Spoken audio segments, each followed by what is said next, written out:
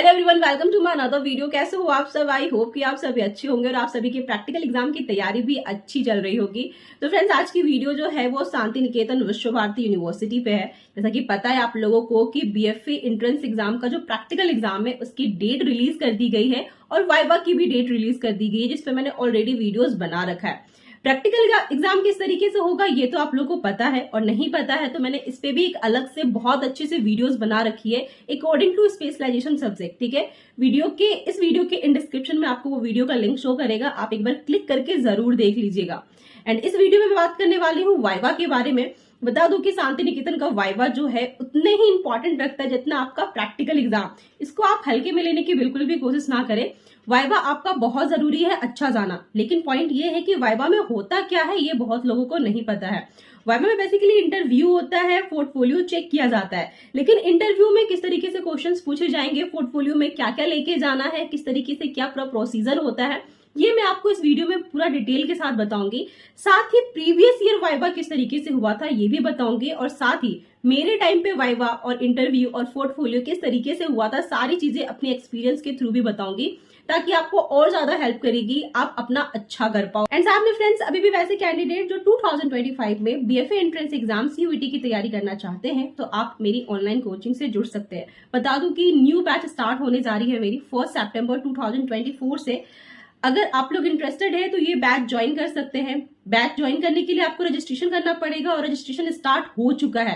तो स्क्रीन पे जो नंबर शो कर रहा है ना, आपको इस नंबर पे व्हाट्सएप मैसेज करना है, ये व्हाट्सएप नंबर है, और वहां पे कोचिंग की जो आगे की डिटेल है आप वहां पे ले सकते हो। और साथ ही बता दूं कि इस कोचिंग में आपको हर चीज बताई जाएगी जो भी एंट्रेंस एग्जाम में पूछा जाता है, चाहे वो थ्योरी हो चाहे वो प्रैक्टिकल हो, प्लस प्रॉपर गाइड भी किया जाएगा। वैसे स्टूडेंट जिनको बिल्कुल भी कुछ नहीं आता, एकदम बिगनर्स है, वो भी लोग ये बैच ज्वाइन कर सकते हैं, क्योंकि आपको पूरी तरह बेसिक से सारी चीजें बताई जाएगी। और साथ में इंडिया की जितनी भी टॉप यूनिवर्सिटी है सभी यूनिवर्सिटी के लिए प्रिपरेशन करवाई जाएगी। तो इस कोचिंग में आपको फुल सारी चीजें मिलने वाली है। तो बिना देर किए हुए रजिस्ट्रेशन कीजिए और अपनी सीट लॉक कीजिए। एंड अब बात करते हैं अगेन गाइस वाइवा की। तो जो विश्व भारती यूनिवर्सिटी का वाइवा है बीएफए कोर्स के लिए, इसमें दो चीज होती है। फर्स्ट होता है इंटरव्यू, दूसरा होता है पोर्टफोलियो।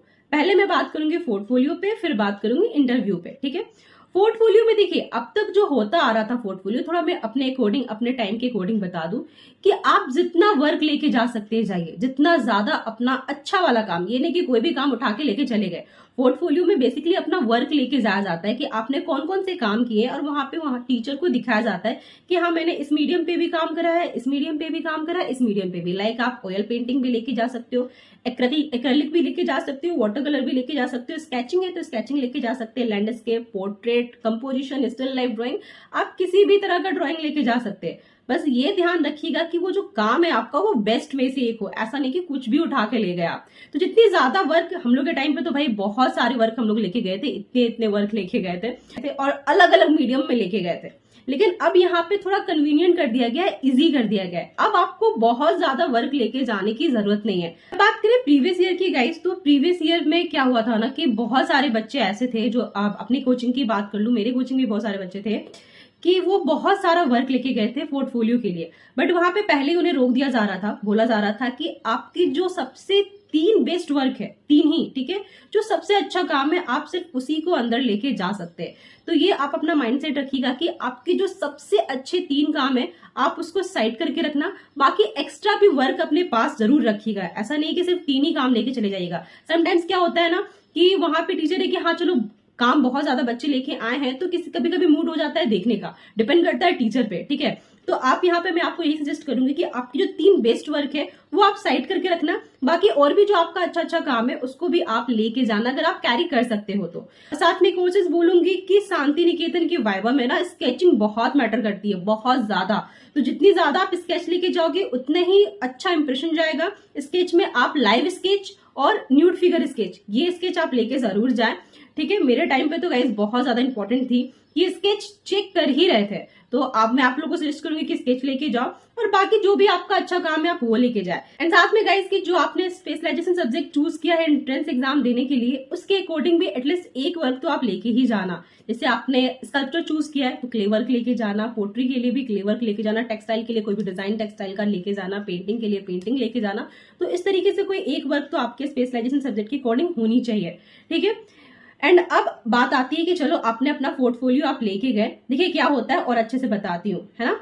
आपका जो वहां पे पूरा एक कमरा होगा बड़ा सा, टीचर बैठे होंगे आपके जस्ट अपोजिट में, 4 से 5 टीचर बैठे होंगे और आपके लिए एक चेयर लगा होगा। मेरे टाइम पे तो यही था, एक चेयर लगा होगा। जैसे आप इन करोगे, पहले आप कम इन पूछना, उसके बाद आप इन करोगे और जाते ही प्लीज चेयर पे मत बैठ जाइएगा। वहां पे टीचर बोलेंगे कि सिट डाउन, या फिर बोलिएगा आप कि मैं आई सिट, क्या मैं बैठ सकता हूँ सर। तो उसके बाद ही आप बैठिएगा, फिर थैंक यू बोलिएगा। उसके बाद आप अपना जो भी वर्क है वो वहां पे आप टीचर को ऐसे करके दोगे, टीचर आपका वर्क देखेंगे। फिर हाँ, वर्क देखने के बाद जो होगा आपका इंटरव्यू, क्योंकि वर्क हो गया आपका पोर्टफोलियो, उसके बाद आता है आपका इंटरव्यू। और इंटरव्यू में बात आती है कि कैसे क्वेश्चंस पूछे जाएंगे।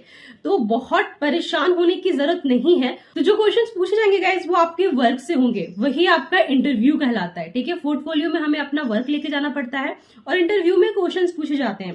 क्वेश्चंस कैसे रहेंगे, जो भी आपने वर्क वहां पे दिखाए हैं, ठीक है, वो पूछेंगे कि कहाँ से इंस्पायर होके ये चीजें बनाई है आपने, या कहाँ से रेफरेंस लिया है, या फिर क्या खुद से बनाया है। आपने जो कलर फिलअप किया है वो रेड कलर ही यहाँ पे क्यों डाला है, आपने यहाँ पे कोई और कलर क्यों नहीं अप्लाई किया। इस तरीके के क्वेश्चंस होंगे, ठीक है। आपने किसी आर्टिस्ट, अगर आप किसी आर्टिस्ट को फॉलो करते हो तो उसके बारे में पूछेंगे कि ऐसा क्या है जो आप उसके बारे में फॉलो कर रहे हो, या फिर आप किस आर्टिस्ट से इंस्पायर हो। इस टाइप के क्वेश्चंस होंगे। प्लस आप कहाँ के रहने वाले हो, ये कॉमन क्वेश्चन होगा। आपका नाम क्या है, ये सब कॉमन क्वेश्चन होगा। बेसिकली आपके काम से ही क्वेश्चंस पूछेंगे। आपके काम में कुछ भी पूछ सकते हैं, एनीथिंग।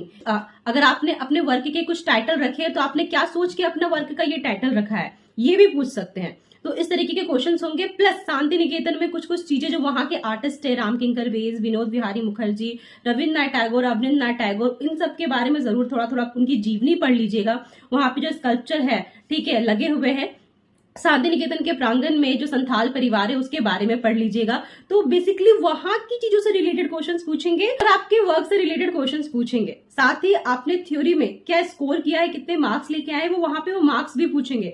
अगर आपके मार्क्स अच्छे हैं तो वो भी वहां पे एक अच्छा इंप्रेशन जमाता है। तो अपने अपने मार्क्स आप जरूर ध्यान में रखिएगा कि ऐसा ना हो कि वो वहां पे पूछे और आपको ध्यान ही ना हो। ऐसा तो नहीं होना चाहिए, बट फिर भी आप एक बार ध्यान रखिए कि आप कितना स्कोर किए हो। तो बस यही सारी चीजें रहती है। लेकिन हाँ, आप वहां पे कोशिश कीजिएगा कि अपने आप को अच्छा प्रेजेंट करें। मान लीजिए कुछ आपको नहीं आता है, कि उन्होंने वहां से कुछ ऐसा कुछ पूछ दिया और आपको मान लीजिए नहीं आ रहा है, तो बिल्कुल भी वहां पे घबराने की जरूरत नहीं है। आप आराम से बोलिएगा कि नहीं सर मुझे नहीं आता है, तो इतना भी बुरा इंप्रेशन नहीं जाएगा। आपको वहां पे ना हेजिटेट नहीं होना है, आपको ओवर कॉन्फिडेंट भी नहीं होना है। आपको एक नॉर्मल कॉन्फिडेंट की तरफ बैठना है और जो भी आए रिप्लाई जवाब देना है, और जो ना आए क्लियरली बोल देना है कि सर मुझे नहीं आता, ठीक है। तो ये सारी चीजें रहेगी। साथ में ये भी पूछेंगे कि क्वेश्चंस में आपने स्पेशलाइजेशन सब्जेक्ट में यही क्यों चूज किया, आपने कोई और क्यों नहीं चूज किया। इस तरह के भी क्वेश्चंस पूछेंगे। जैसे कि मेरे से पूछा गया था कि आपने पेंटिंग ही क्यों चूज किया, आपने कुछ और क्यों नहीं चूज किया। तो ये सब ध्यान में रखना आप कि आपको जवाब किस तरीके से देना है। वहां पे मैटर बस यही करता है कि आपको बहुत सुलझे हुए तरीके से आंसर देना है, ठीक है। वही आपका अच्छा इंप्रेशन जमाएगा, वही आपका स्कोर अच्छा करेगा। And I hope you guys आपको सारी चीजें समझ में आ चुकी होगी, और अभी भी नहीं समझ में आया है तो कमेंट बॉक्स खुला है आपके लिए, आप वहां पे कमेंट करो। मैं सबके कमेंट पढ़ती जरूर हूँ, और जो भी लगेगा कि वीडियोस और इन सब पे प्रोवाइड करनी चाहिए तो मैं बना के अपलोड जरूर करूंगी। बस इस वीडियो को आपको क्या करना है, जितना ज्यादा हो सके लोगों को शेयर करना है, इस चैनल को सपोर्ट करना है, ताकि मैं आप लोगों के लिए और ज्यादा से ज्यादा वीडियोस ला सकूं। और इस चैनल को सब्सक्राइब कर लीजिए, बेल आइकन को क्लिक कर लीजिए। चलिए मिलती हूँ मैं आपसे नेक्स्ट वीडियो में नई इन्फॉर्मेशन के साथ। अपना ख्याल रखिए, मन लगा के पढ़िए। नमस्ते and thank you for watching.